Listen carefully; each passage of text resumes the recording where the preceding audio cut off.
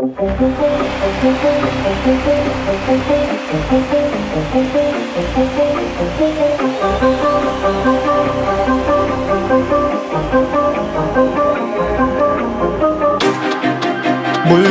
Türkmenime, buysan Türkmenime, buysan Türkmenime.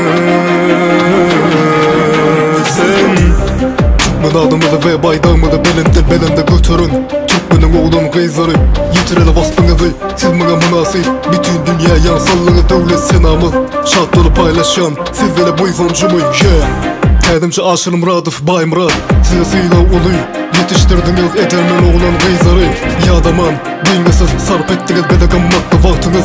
Sayanızda adı Arşagarlı yurdumuzun Meredova Valentina Ilgamak'ta Türkmen Recordsman Olimpiyada 2024 Kıydan arasında ingüşüdü düp çıkmasın önümüzde olan hiceti bizi karşıya taşımadan korsanı korku salın. Biz gaydusuz korkusuz kalın. Esedova Enecan gücünü ananyan Türkmen çempiyon Tizlikte karşıdaş tanıman denge öme gitmeli gençleri gitmeli diyen niyet bilin.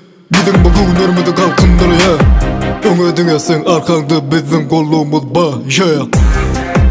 Buysan Türkmenime, buysan Türkmenime, buysan Türkmenime.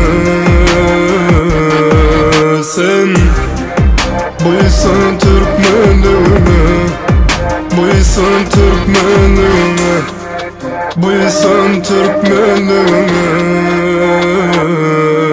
Sen Kuvandırdı Flokman 10 yaşta Ilgamak'ta Allah'ı yabadı ve en güçlü turgun adı Sadullayev Alışır en çembegedek çempiyon Asya'da tutuş Asya tanıya adını da Mehmedov Mergen Türkmen yeni atletikani dünya tanıdan barınaya çekedek çempiyon adı Allah Asya'dan Utamayışıp şiirgelli yenişlere bakıp Asya'dan çempiyonluk getirdi. Koyup giden neydi bilen ve de bu insanla getirdi.